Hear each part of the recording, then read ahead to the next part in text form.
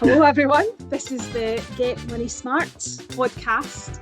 We've had some staff's input on the budget. The budget's a big topic at the moment, how that's going to affect us in Scotland, how it's going to affect us individually. We've got lots of issues around the cost of living, how we manage our money, how we budget. So I've been asking some of the staff at Sembo how they're finding the budget, what they're worried about most, anything particular to them that's concerning them, and how they're feeling that they're managing their money based on that. Are they doing anything different? So I've got my colleague Nadeem here who is going to have a wee chat with me about what he's thinking about with regards to the budget. So Nadeem, what do you feel would you say is concerning to you the most? What sort of stuck out for you with the budget announcement?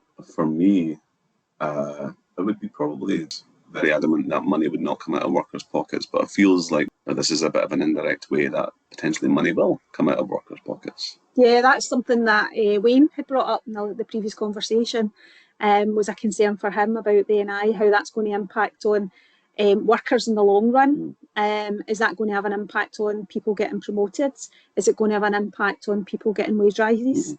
And will that have a knock-on effect on consumers? Going to absorb this increase. And I think for me, it's quite surprising how many people are actually concerned about the NI, although the government said that that's going to be something to not against workers, so they were going to protect workers. But workers are feeling that this is going to have in the long run, it's going to affect them further down the line in some way or other. Something increases somewhere and that affects your employer. What other way will the employer manage those costs if they're not taking it from something that impacts the staff?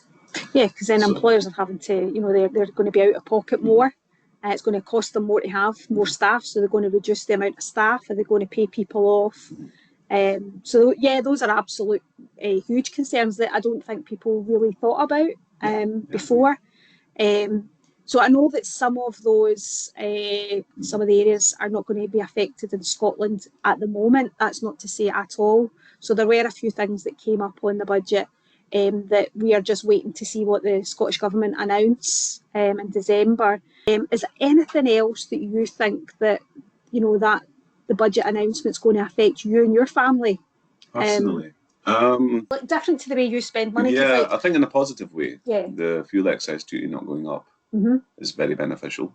Brilliant. Only issue being that the fuel is quite expensive as it is anyway. Yeah. When obviously when we had COVID, fuel prices went to a really low amount, which was lovely, driving around thinking, I can get quite a lot of mileage out of this car now. But tied into other cost of living increases. So if you look at the prices of commodities in general, the things you buy in shops, for example, things going up by 20 pence here and there, in the grand scheme of things, don't seem to be making that much of a difference. But when it applies to pretty much every single item, the cost on your shopping bill is significant. So yeah, that is worrying in the sense that the government haven't really stepped in to do anything about it, or made any budget announcements around that in terms of trying to maybe keep producers fair and honest.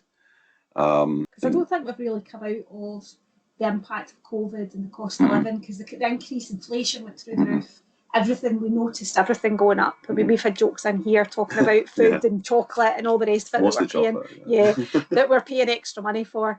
But yeah, I think it's about you as a family. So you mentioned, and that came up with Wayne as well, that how we manage our money, how we're spending, has it changed significantly? So belts have been tightened in terms of what I would call frugal spending, or unnecessary spending, or extracurricular spending, whatever way you want to put it.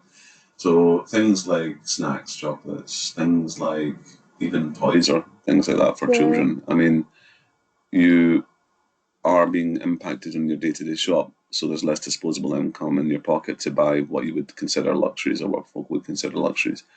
In my personal circumstances, my youngest son's autistic, so he will need toys on a regular basis. He will need Play-Doh on a regular basis. He will need Lego blocks, for example, on a regular basis. So for him to be impacted in a roundabout sort of way in terms of what I can physically afford to purchase for him to keep him occupied and busy, I think that's a bit unfair to him. The older kids, my two older children, like their snacks, like their takeaways. That's been limited a little bit as a result of the increasing cost of living. So do you think your activities as a family have changed? Generally speaking, yeah. I mean, in general before the announcement, or do you think that? I'll give you an example. I mean, I was off work. Maybe it may have been a weekend for all I remember. And me and my wife, when we do get a little bit of spare time, we like to go out and maybe have a lunch somewhere. And in the past, historically, I wouldn't even think twice about stopping at a restaurant and just having like a lunch three-courser, maybe 15, 20 quid per person, you know, as a treat. Yeah. Not a bad treat. Nowadays, maybe tightening the belt a little bit, going for a little bit of a budget or economy option, or in one or two cases in the past, my wife has decided, you know, we'll just buy a few things from greengrocers or a supermarket and we'll make it in-house and we'll just have our lunch at home, which wouldn't have happened before. So little things like that, which in the grand scheme of things are semi-unnoticed. Yeah, because they're small. Yeah, until you bring it up in conversation like today, and you actually do have a chance to reflect, and you're like, oh, actually, do you know what? There are things that I'm doing that are different. I'm walking a lot more now, rather than using my car or public transport or anything else, purely because I want to be healthier, but at the same time, it's cost efficient. So you're killing two birds with one stone. I wonder if that's the plan, to make us all start walking more, put the fuel up so that we can... the 5 minutes that he's not. Maybe. But then that doesn't explain why bus prices and train prices are skyrocketing as well. You've got... So you can see a difference on transport as well. I travel... Like you, how far are you from Glasgow City? From Glasgow City Centre, I am approximately 3 miles away, so not that far off. It's still a lot of way to see. Well, the way I quantify it is that me driving to work actually saves me money. It's the other stuff I'll do around my children, around my family. So you're adjusting the way you engage with people and with services and appropriately so you can manage that or mitigate that a little bit. So bulk buying sometimes isn't actually as cost effective as it used to be. It used to be quite a good thing that you could get things in bulk so that it would save you money in the long run, but it's working itself out just to be about the same. As well, we would offer as a sale price as part of their, let's say, club card price. I'm going to pick on Tesco now. So, you know, no bag of crisps should cost £2.50. No, and it's funny because in my conversation with Wayne, we brought this up, loyalty cards. So it seems to be that loyalty schemes are more popular because there's no other option. There's no other option because so you're basically, if you've got a club card, for instance, or you've got one of the other sort of supermarket schemes, then you're getting the discount, you're getting the item cheaper. They used to give you money, now a lot of them are stopping that, so they're now giving you rewards, so you get your shopping item cheaper. Well, they're giving you what you used to get for free in the past as a reward now. So they've changed the dynamic or shifted the dynamic a little bit. And then if you're paying full price for everything, you feel the hit. So you have no choice but to use their loyalty. An expectation now, I think, because of the cost of living, people are budgeting differently the way they used to. I suppose the word budgeting was something we never really thought about before. A lot of people probably just got their wages, had their bills come out, had their leisure money and never thought about it overly. Whereas I think now people are a lot more conscious about what they're spending. They're starting to sort of monitor. We talked about, Wayne and I were talking about, you know, do you budget? And it's like, no, I don't budget. But then he was saying, actually, I write it down. So in a way, you're reviewing your money. So you are budgeting so in a form. But subconsciously, So I think we are being more aware of what we spend. We're thinking about, do we buy cheaper brands? Now, are we starting to do that? I know I'm definitely starting to do that. I'm buying cheaper brands. I'm thinking about cutting back on subscriptions. So do I need them? Am I going to go back to reading and having the TV off? I'm not completely going off the grid, but I do think that these are the things that I'm starting to kind of adapt my habits. Is there any habits that you as a family are starting to change? I mean, you've said about your leisure, so you're starting to think about that. Talk about treats and family enjoying treats. We would frequent the cinema quite often, particularly with my youngest being autistic. He enjoys going to the cinema. Now he's got a CAA card, so I can take one person in with him as a free paid person to come in. But if you're taking the whole family, that's the pointy end of almost over £100 in snacks and cinema tickets just to watch a movie. So it's cheaper to have a subscription then? So it's cheaper to either have a subscription to a paid streaming service and watch something that's maybe a few months old that has eventually got to streaming and wait for it, rather than go and watch it at the cinema when it comes out. Things like I mentioned restaurants already. You're steering a wee bit clear of them because the prices seem to go up on a daily basis. Things like services. So we like to take our children to those places where you can bounce about. I can't remember the name of it. Oh, place or soft play or something. Yeah, but it's like more trampoline-y soft play. Right, okay. So we'll take them there, and though their prices are going up because they're having additional costs that they have to leverage onto the customers as well. So you're noticing that in pretty much every walk of life and every single facet of. So it's starting to impact on how families enjoy activities. Yeah. Unless those activities. Unless the activity is a free activity, then you're gonna feel it in some way, and then that ends up always impacting the bottom line. So I wonder if it's going back to that point you mentioned about employers, the national insurance, the contributions all going on to the employer, and that's where it's having an impact on some of the activities. Yeah, but. Do you know what I've noticed? I've noticed that supermarkets now have on the meat, they have them in these little boxes with security labels on it. Yeah. The budgeting, the cost of living's having a massive effect on people. Actually, are people stealing food because they don't have the money to eat, or is it definitely crime? Is it a mixture of crime? I think it's poverty. I think it's the existing crime added to with a new, let's just call it, wave of crime brought on by people who are feeling the pinch. Food poverty is quite a big issue just now, and I think food poverty is something that I think is going to get worse before it gets better. And that's quite a concern when you go into a shop, a food shop, and see that they're actually put security tags on food. That makes you think about how precious food is with regards to the whole food poverty issue. Is there anything like with regards, because I'm thinking about the budget, I'm thinking about how's this going to impact us next year, when things start to increase in April. We always see increases around April. I think the biggest thing in terms of increase is the hidden increase that is happening to folk that are mortgages. That's what I was going to ask. If you've got a mortgage and it's coming to the end of its term, what are your new terms going to be? Probably a lot higher than they are at the moment, and that could add hundreds onto your monthly payments. Yeah. And if you're lucky, maybe you get a special deal, but chances are, as an existing customer, it's only the new ones that will get a deal. So you're having to move from one to another provider just to maintain some level of parity in terms of paying what you would consider to be a reasonable amount. So I think some of the things that I was kind of thinking about with regards to, I don't know if you mentioned it earlier, was from the budget is about stamp duty in England and Ireland, and I think obviously Scotland and Wales have a different system. So will that be coming to us? Will we take that on? Are we going to let England and Ireland take the lead on it and see what happens, or has Scotland got plans to do that? I don't know. That's something I would imagine they probably do. I think they probably will. I would imagine that they probably will implement the prediction something. Is they will. Yeah. I don't know if they will or not. If they do, it's very hard to be a fortune teller and foresee what impact that will have, but it's not going to be a positive one. Well, they reckon it's going to cost, if you're buying a house, it's going to cost you hundreds more than it would have because you're going to have to pay this extra levy. Exactly. And then you look at house prices the way they are just now, in terms of a young person that's wanting to get on the property ladder, it's almost like an impossible dream to achieve. You've got kids, so I mean, for your eldest, when it comes to their time to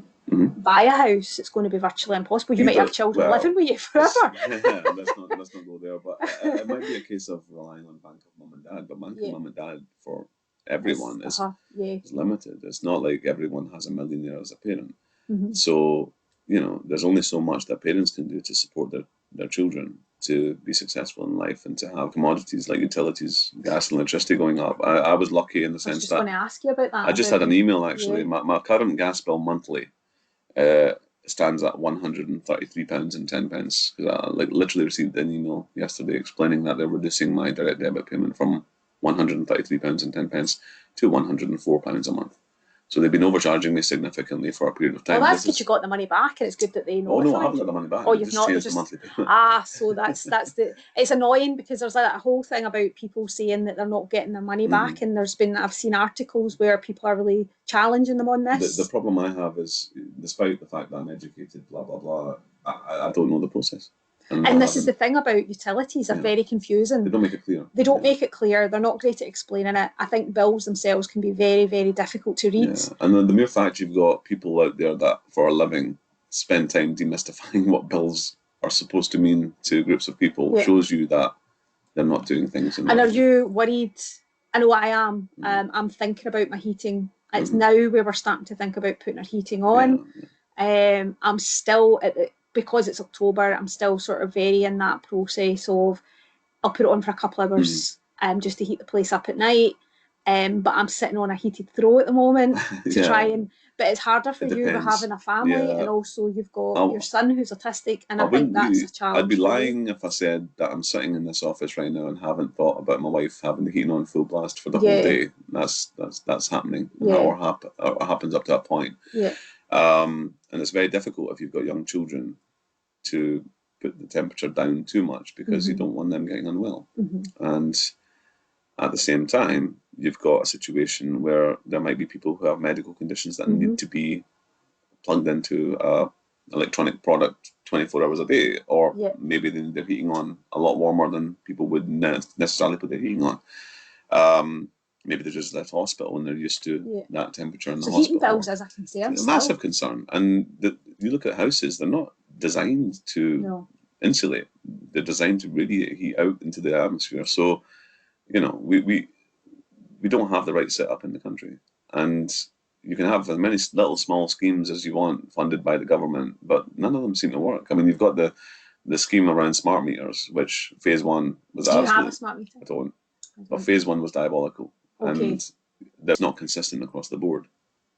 And if your smart meters are not doing what they're supposed to do, then that builds a level of mistrust with society. And then you have people saying, well, we don't want a smart meter installed. And you keep on getting text messages from utility suppliers trying to push it. So much so, it's almost like they're harassing you, actually, to some extent. It's like junk mail coming through your door 24/7. Because they have a remit and they have a deadline when they need to have this done by, because the government set a hard deadline for them to have every household in the UK. I mean, I've got one, and I've had these conversations through the workshops that I do, and just speaking to people in general. And there seems to be this, people have smart meter anxiety. So when you've got one, you can check, you look at it, whirling round, seeing how much it's costing you. And it makes you, so when you go to put the kettle on, for instance, it actually goes orange or red. And the minute it goes red, you go, because it sits with a green light, and if it goes orange, it shows you that that's obviously a one that's using a lot of energy. If it goes red, it's using a high amount of energy. So it does it for a few seconds when you're doing, so if you have the kettle on and then we put your hob on at the same time, it's like red. And you're thinking, well, what does that mean? So sometimes you're like, it makes you more aware if you do catch sight of it. It's convenient because you can, do your meter readings and send them on and everything like that to do actual readings. So it does pick up the readings, but you can send actual meeting readings. But what I noticed again, it's this, mine has gone up. I only live alone, so I feel that I'm paying a lot for mine, but I have high ceilings. So I'm trying not to have mine, but I'm about £120 a month. They've put mine up for both gas and electricity. They've put mine up, and they're talking about it's going to increase, because it's now about to increase at the end of it should have increased by now.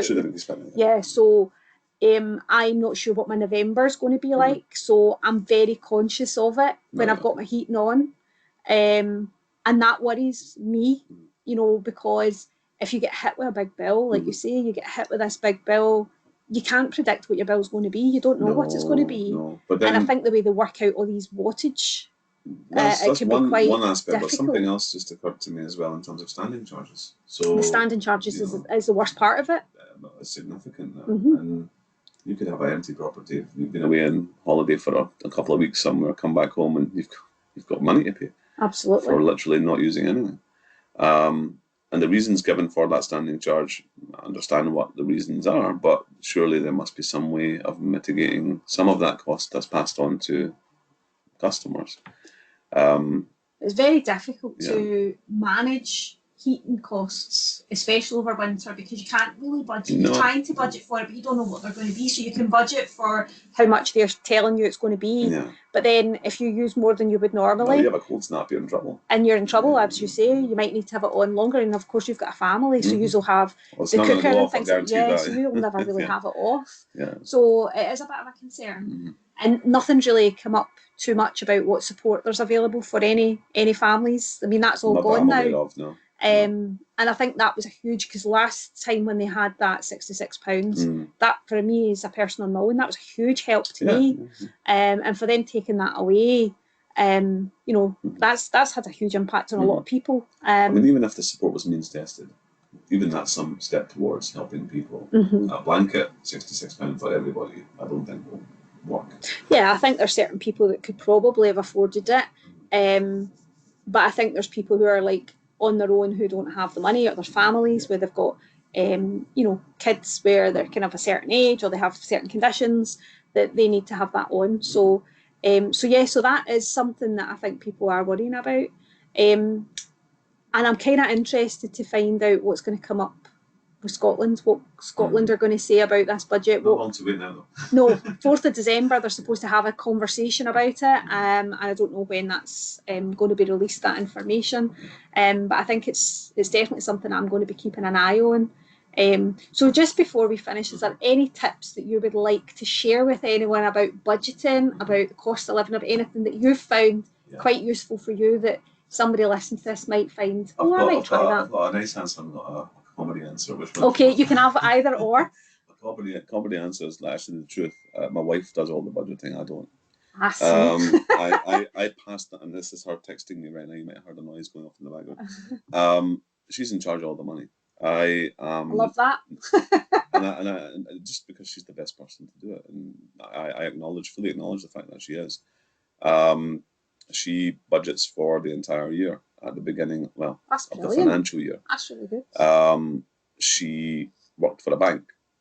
Okay. So that kind of probably explains why. I think you've told me this. Yes, that's right. So, I mean, for me personally, in terms of advice, is like things like stopping for a moment and asking yourself, do I really need that? So do I need that cup of tea, or can I wait until later on? Do I need to have the heating on right now, or can I wait a little bit, or maybe put on a blanket instead?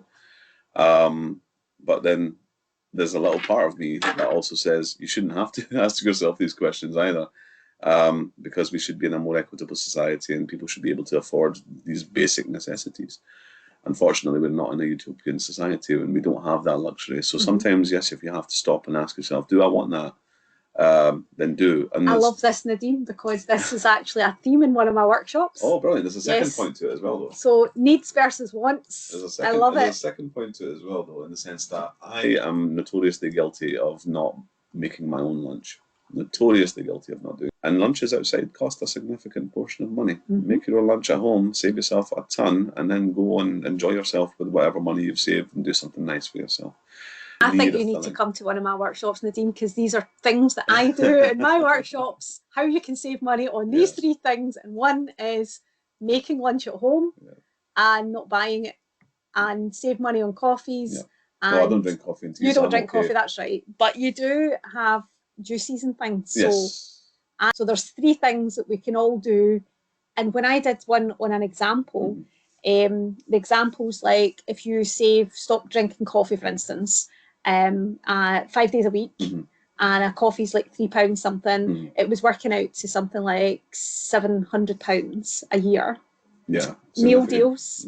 If you save on 5 days a week meal deals, it was working out to, I think it was about 800. I can't remember the figures, but it was like 800 or something. It worked out that at the end of just 2 or 3 things that you can save, you can actually have round about just under £2,000 a year. For a family of Turkey. There you go.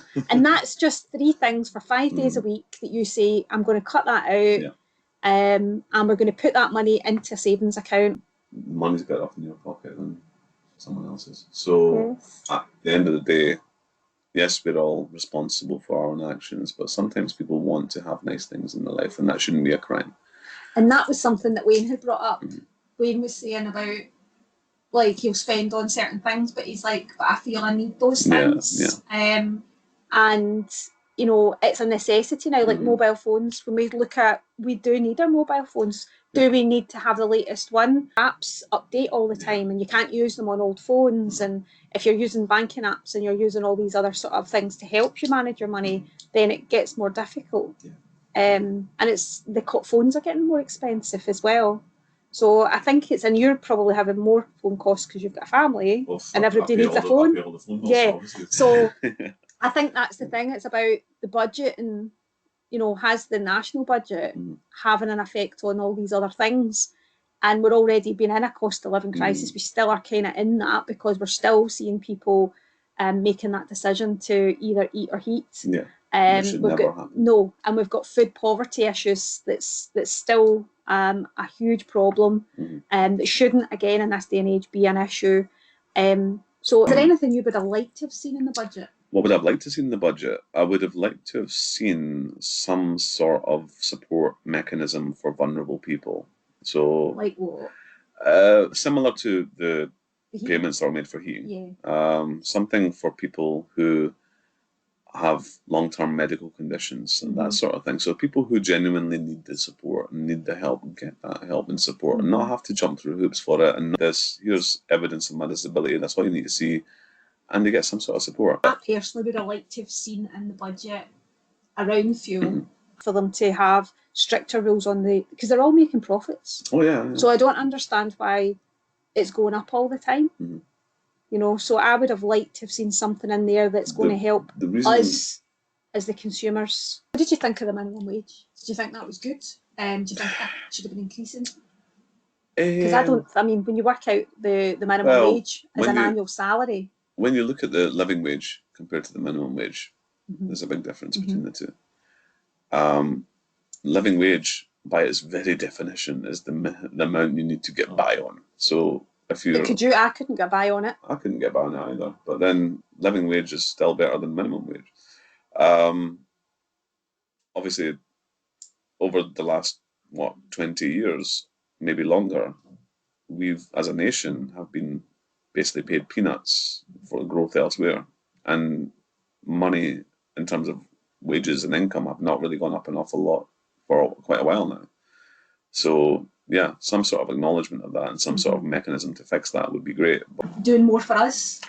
Well, I mean, at the end of the day, it could be the government trying to help with more support packages for people. It could be energy companies and utilities companies trying to do something that benefits people rather than benefiting their shareholders. From the budget, did you expect more from it? I expected it to be worse, actually. I expect, based on the framing in the news and the right wing media, which I don't listen to, but you can't help but see some of it. You think it's going to be like the worst case scenario. It could have been worse. It sounded good though, but although when you started to look into it, it wasn't quite as good. It's basically, we're not any worse off, but we're not any better off either. When you look at the tax thresholds being maintained and not lifted, that's already a stealth tax. You know, so there's all these little small stealth tax that are taking place. They've not really done that much. No, they haven't done much to benefit the working person. Yeah. Apart from. So the cost of living it continues then. So the issue is for cost of living. Let's say you're getting 20 pence extra for every hour you work, but the prices of stuff are going up by 50, 60 pence for every single item you buy. You're not really. So do you do cook-ups and things? Do your wife do cook-ups? All the time, yeah. And I think that's what I hear in here. We're all talking about this, about making big pots of soup and big dishes, Sunday cook-ups. Yeah. You do that a lot. Freezing it for the week. Because it is the best way to eat. It is, but at the same time, when you have fussy kids who don't like frozen food because it doesn't taste the same once it's been reheated, apparently, then that causes issues. When you have kids who grow up watching TV, watching every single advert and seeing all these wonderful products and toys and sweets and snacks and crisps that they potentially could have if only their mummy and daddy got them for them, then you have this kind of issue where you don't want to upset your children, but you want to be realistic as well. And sometimes you have to say no, and it's not wrong to say no to your kids, but there are times you want to treat them. and it's finding a balance. But it just seems to me now that the balance is shifting ever so slightly towards a position where you're giving them less than you probably normally would. And when I was growing up, and I was growing up in the 80s and 90s, so I'll give you an idea of all that. Life was great to an extent. And if you didn't eat it, there was nothing else. But if I wanted something and I asked my parents for it, they had enough disposable income to say, okay, fine, we'll get you that, without any arguments or any pushback. Whereas nowadays, you're having a different sort of dynamic in conversation. You have to think about what you're saying. Well, you do. I mean, you might have a child with a single mother, for example, and who's being supported with benefits, and those benefits can only stretch so far. So without having any extra income coming in from somewhere, or any extra allowances being made for them and their situation, then it's really, really tough to have a child and make sure that you're addressing their needs beyond just their basic needs. Talking about money, and I think this is the one thing, when people see me coming, they run the other way, because it's like, oh no, she's going to talk to us about money and, you know, give us bad news. I always want to send out good news to the staff, but I never seem to do that. I always sending out, oh, this is a new doom and gloom story that's coming out, we've got even less money. So before we finish up, Nadeem, I just wanted to ask, is there anything you would like to leave, a wee comment you'd like to say about anything that's come up, whether it's a top tip or whether it's anything that I mentioned before? Always just take that little time to pause and question. Do I need it? I like that. Do I need it? If I don't need it, then don't buy it. Don't buy it. If question yourself and ask yourself, do I actually need that? And you'll be surprised how often you say no. Thank you very much, Nadeem. So that was my lovely esteemed colleague, Nadeem, who joined us today. And I'm sure Nadeem will join us again with some of his super insights into the economy, the budgeting, and the budget that's just been announced. So thank you all, and we will be back at the next episode.